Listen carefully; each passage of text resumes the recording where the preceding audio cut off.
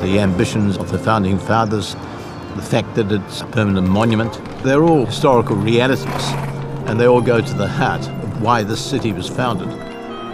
It would be heartbreaking to see this building go. And I think it would be heartbreaking for people around the world, not just in Christchurch.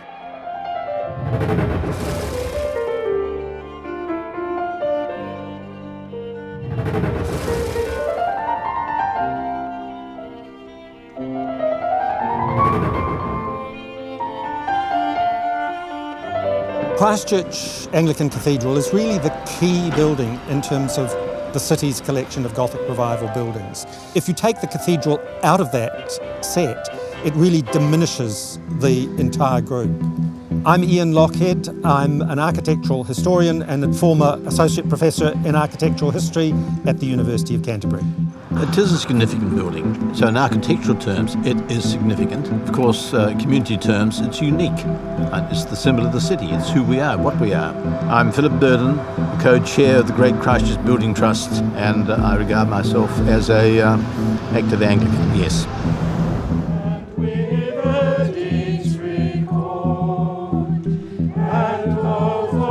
I do see Bishop Victoria in her determination to demolish the building as the principal obstacle.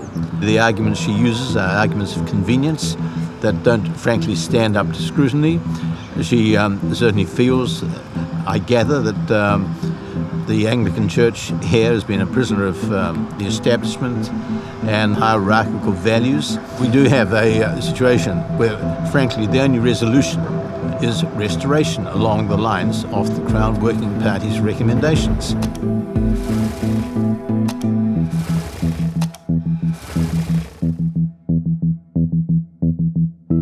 The Working Party's report is a substantial, well-documented work by an independent body of participants, including 2 participants from the Church Property Trustees, who have found unequivocally the building can and should be restored, and that the funding ambitions are legitimate and practical.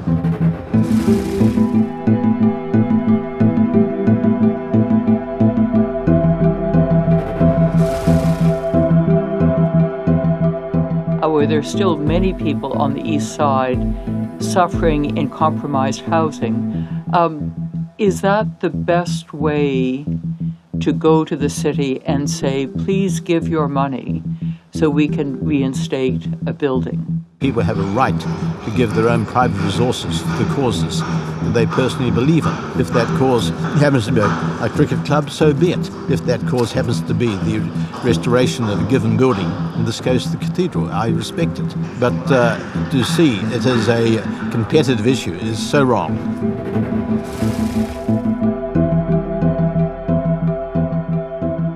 I was disappointed because I thought we'd finally got a blueprint and a way forward, and that we could have a decision that would work.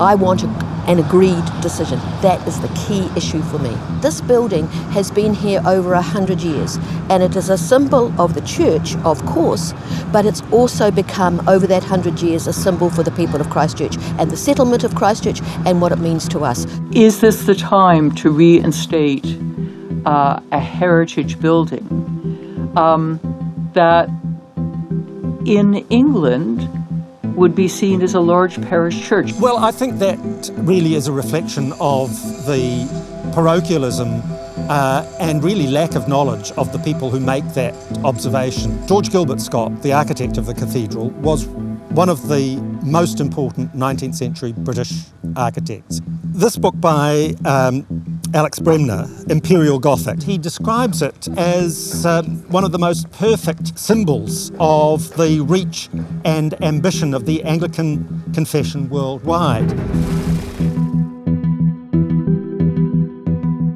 The Synod voting procedure is what they call three houses that have an equal voting entitlement. One house, which is the laity, which comprises, for the sake of argument, some 150, 200 people. You have the active clergy, which I suppose is about 30 people. And the third house is the bishop, which is one person. So you have one person's vote equating to 200 people's votes. It really is a medieval institution. I do see Bishop Victoria as being obviously very happy to oppose and use, frankly, whatever device she can to frustrate an agreement to restore this building. And it's utterly unacceptable to have, in this case, an outsider who simply has neither sympathy nor respect for the history and the heritage of her host community. Well, I would like to see Christchurch Cathedral restored, strengthened and brought back to use. I won't relax about this building until construction work actually starts. Certainly won't be bowled over. I mean, what in fact the solution will be for the government to intervene, and they do have the capacity to do that. They don't have to offend, nor should they, the rights of property ownership, but they are going to have to take ownership of this restoration. I have powers to intervene, yes, but it does belong to the Anglican Church, and so my preference is to find an agreed decision to go forward. Speaking personally, I don't think people's pain is addressed by reinstating a building. That if this building was restored, we would certainly, to use her phrase, help the mental health of the city in a way that's never going to be achieved if the building is demolished.